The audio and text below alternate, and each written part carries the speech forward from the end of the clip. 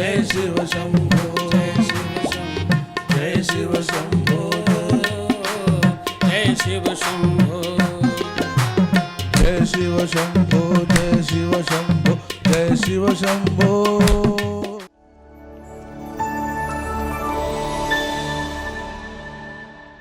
नमामि शंकर नमामि शंकर नमामि शंकर नमामि शंकर नमामि शंकर नमामि शंकर। जो कण कण में है, जो कंकड़ कंकड़ में है, शंकर को नमामि, शंकर को प्रणाम, उस बाबा को प्रणाम। प्रणाम के अपने अलग भाव हैं। मैं निवेदन कर रहा था, मेरी शिव महापुराण कहती है, बाबा शिव कहते हैं साक्षात इस बात पर, प्रणाम की अपनी भावना है। शिव महापुराण में आपने सुना है, महात्मा सिद्ध संत मृत्युंजय भगवान के जीवन की पूरी गाथा प्रणाम पर विद्यमान है। प्रणाम एक दर्शन है।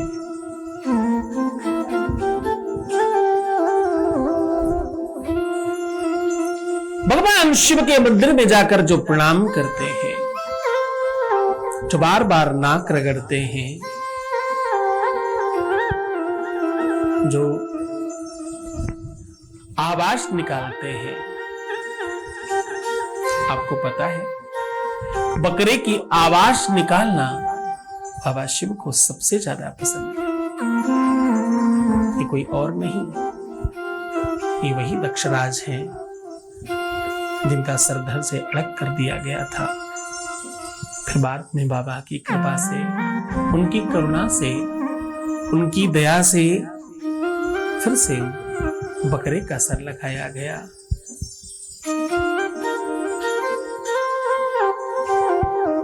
तब से ये आशीर्वाद है उनको कि जो भी बाबा के सामने बकरे की आवाज निकालता है, शिव महापुराण कहती है, उसे एक यज्ञ का फल मिलता है।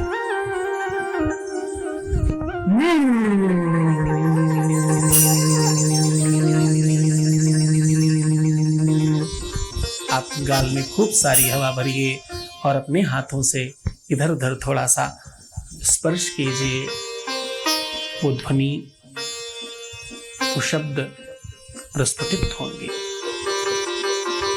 जो बाबा शिव को प्रसन्न करने के लिए सर्वोच्च स्थान रखते हैं। हाथ थामने वाला भी जब दूर चला जाए, जिस पर भी भरोसा किया जाए, इस संसार के लोग क्या भरोसे के लायक होते हैं? सच में तुम्हारी बात, तुम जो कहना चाहते हो, कोई है सुनने वाला तुमसे? तुम्हारा संकट, तुम्हारी मुसीबत, जब तुम किसी को कुछ रोकर कहते हो, जब तुम बहुत दुखी होते हो किसी बात पर, जब तुम बहुत अंतरंगता से बहुत परेशान होते हो, जब तुम्हारा कोई नहीं तुम्हें दिखता, जब तुम नहीं रहते, तो जरा सोचना कि उस समय कितना मुश्किल होता है। जब बेहुवल होते हो, तुम परेशान होते हो, तुम दुखी होते हो, पर तुम्हारा कोई नहीं होता। तुम अपनी बात कह रहे होते हो, सामने वाला हो सकता है बहुत दयालु हो, बहुत ठीक हो तो हाँ कह सकता है, लेकिन क्या तुम्हारा संकट तुम्हारी बात समझ सकता है? तुम्हारी पीड़ा को वैसा ही एहसास कर सकता है जो तुम्हारे साथ हो रहा है? जिसे तुम अपनी वेदना बता रहे हो, जिसे तुम अपने बारे में बता रहे हो, जिसे तुम अंतरंग बातें शेयर कर रहे हो, जिसे तुम सब कुछ बताए दे रहे हो, जिसे सर्वस्व तुम समर्पित किए दे रहे हो, जिसे जरा ध्यान से समझना, जिसे तुम सब कुछ कह दे रहे हो, जिसे तुम सब साझा कर रहे हो, जरा सोचना क्या वो ठीक है? कभी ऐसा ना हो कि वो तुम्हारे इन संदेशों को संदेहात्मक देखे और तुम्हें कटघरे में खड़ा करे। ये मनुष्य बहुत बहरूपिया है, बहुत रूप है इसकी किसी बात पर विश्वास मत करना। कि कब तुम्हारे सामने रोते हैं, कब हंसते हैं और कब पलट जाते हैं, भरोसा मत करना। भरोसे के लायक सिर्फ दीनानाथ है और कोई नहीं। भरोसे के लायक सिर्फ भगवान शिव है, दूसरा कोई नहीं।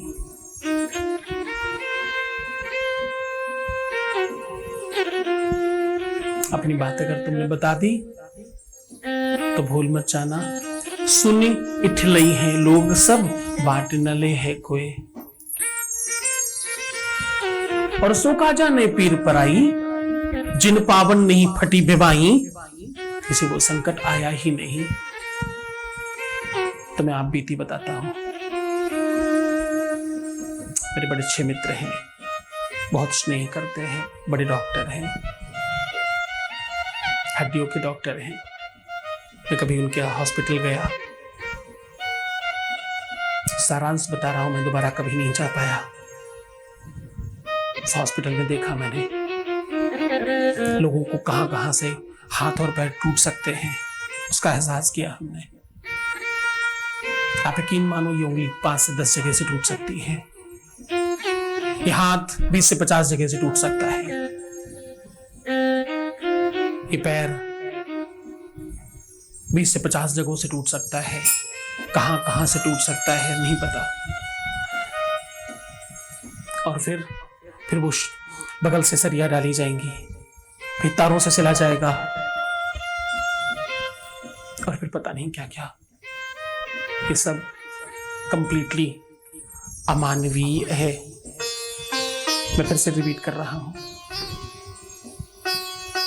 ये इतना दर्दनाक है, ये इतना कष्टप्रद है, ये इतना यातनात्मक है, ये इतना अंदर से हिला देने वाला है, सच मानो सोच कर भी बहुत मुश्किल लगता है। उनमें से किसी का भी दर्द डॉक्टर भी नहीं हरण कर रहा, उनमें से किसी का भी कोई संकट डॉक्टर भी कहां तक समझ पाएगा। उस दिन मुझे समझ आया कि ऐसी कितनी सारी वेदनाएं हैं जिनको हमने कभी सोचा भी नहीं। सच मानना, कोई नहीं बांट पाएगा इसे। सच मानना, तुम्हारा संकट, तुम्हारी मुसीबत, ये संकट हर है, ये पाप हर है, इसके अलावा किसी को मत कहना।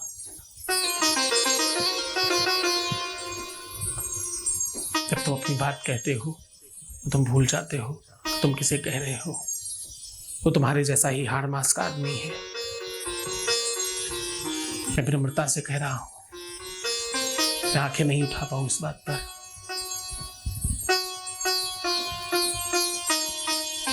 किसी बहुत बड़े गुरुजी के सामने भी नहीं। सच मानना,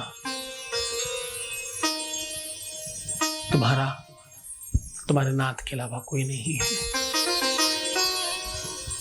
तुम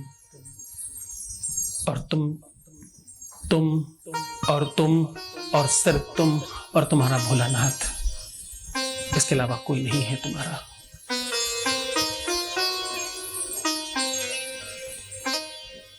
न भ्राता, न माता, न त्राता, कोई नहीं है। सब बनावटी दुनिया है। संकट की घड़ी में कोई नहीं आता। मुसीबत के काल में कोई नहीं आता। किसी अपने से पूछ कर देखना कि मेरी मृत्यु को अपने ऊपर लेना चाहोगे क्या? मेरा हाथ काटा जाना है, आप ना कटवाओगे क्या?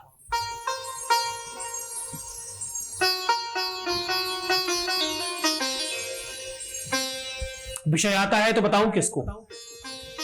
बाबा को नहीं कहूं, इनको नहीं कहूं, माता को नहीं कहूं, भ्राता को नहीं कहूं, दोस्त को नहीं कहूं, तो कहूं किसको? रोज की परेशानी है ना, अंदर कहां तक रखें?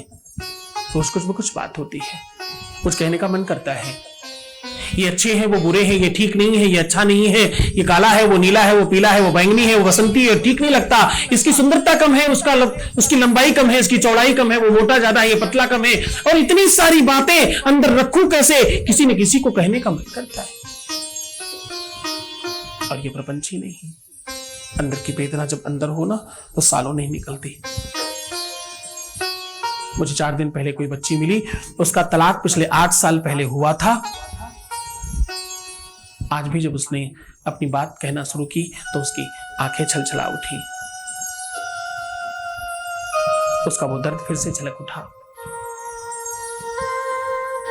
तो या तो मैं ये कहूं कि उस बात में दर्द है, या तो मैं कहूं कि वो बच्चा दर्द में ही है पिछले 8 सालों से।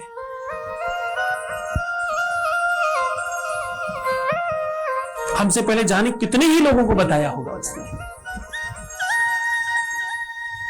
भगवत कृपा से बताने के बाद, जैसे उसने मुझे बताया, उसके बाद भगवत कृपा से उसके जीवन में कुछ नया अध्याय प्रारंभ हुआ है। किंतु विषय ये है, पिछले 8 सालों से वो कष्ट में था। उस बच्चे के जीवन में जो संकट था वो पिछले 8 सालों से लगातार था।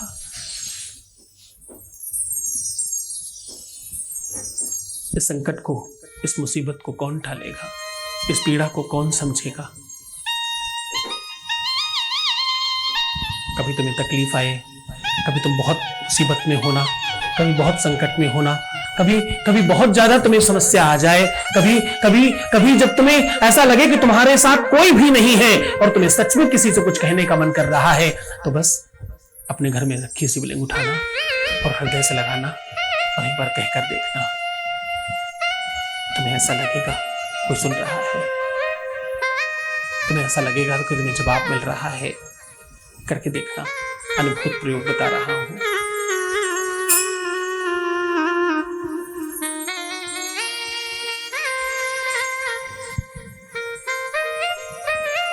भगवान शिव सर्वत्र है,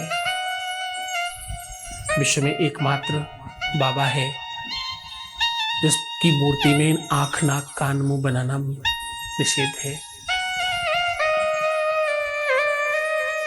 विश्व में मात्र बाबा है जिसका आंख, नाक, कान, मुंह बनाना निषेध है।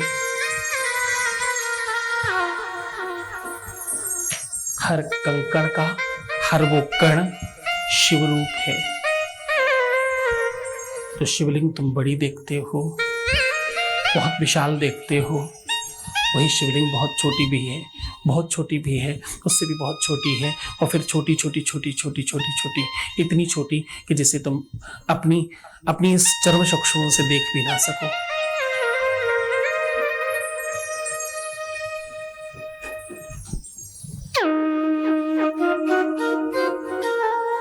वो अणु परमाणु वो सब मिलकर के एक संसार का स्वरूप बन रहा है। ये पूरा का पूरा जगत शिवमय है और शिव ही चला रहा है, शिव ही पालनहार है, शिव ही संहार करता है। वेद कहता है नमः शंभवाय च मयो भवाय च नमः शंकराय च मयस्कराय च नमः शिवाय। भगवान शिव सर्वत्र है। बाबा शिव की महिमा का ये गुणगान, बाबा शिव की महिमा का ये उपाख्यान जो लोग पूरी श्रद्धा और विश्वास से सुनते हैं, उनके जीवन में संपूर्ण प्रकार के संकट और कष्ट मिट जाते हैं।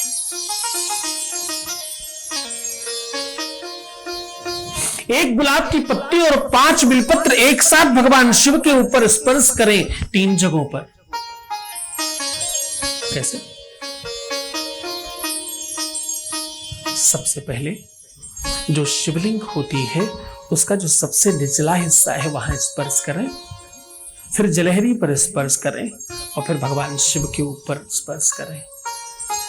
जितनी देर भी आप बाबा की पूजा कर रहे हैं वो वही चढ़े रहने दीजिए। पूजा समाप्त होने के बाद जब आपकी अर्चना कंप्लीट हो जाए, जब साधना संपूर्ण हो जाए तो उसे उठा करके ले आइए।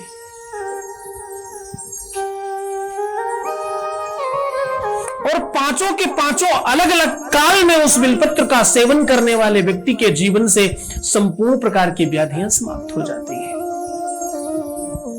भूत हो, पिशाच हो, डाकनी हो, ब्रह्मराक्षस हो, बैताल हो, किसी भी प्रकार की कोई बाधा हो, कुछ किया कराया हो, तंत्र मंत्र हो, आपके घर में कुछ अनबन हो गई है, पांचों के पांचों कालों में 5 प्रहरों में उसे खिलाने से पूरी तरह से समाप्त हो जाएगा।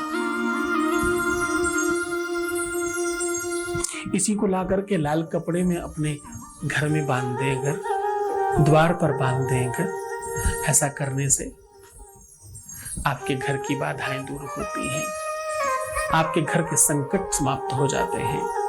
जो चढ़ी हुई बिलपत्र निरंतर खाते हैं उनके शरीर का रोग, मन का विकार और बुद्धि का नकारात्मकता समाप्त हो जाती है। जो निरंतर भगवान शिव की पूजा करते हैं, जो निरंतर भगवान शिव को ध्याते हैं, उनके जीवन में भगवान शिव का स्थान सर्वोच्च है। ऐसे लोगों के ऊपर किसी भी प्रकार का कोई भी प्रयोग कभी नहीं हो पाता।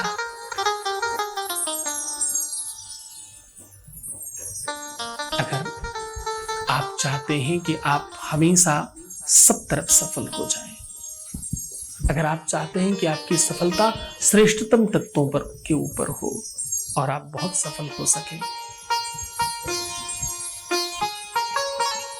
भगवान शिवलिंग के बिल्कुल निचले वाले हिस्से पर 3 उंगलियां लगा करके 51 बार ओम नमः शिवाय बोलिए और तत्काल उन्हीं उंगलियों से अपने त्रिपुंड जैसा खींच दीजिए। ऐसा करने से आपके भाग्य और कपाट में भी अगर कुछ गलत लिखा है तो वो मिट जाएगा। आप जिसे प्रेम करते हो, जिसे पाना चाहते हो, वो आपको तत्काल मिलेगा। आपका वैवाहिक जीवन उसी दिन से सुधर जाएगा।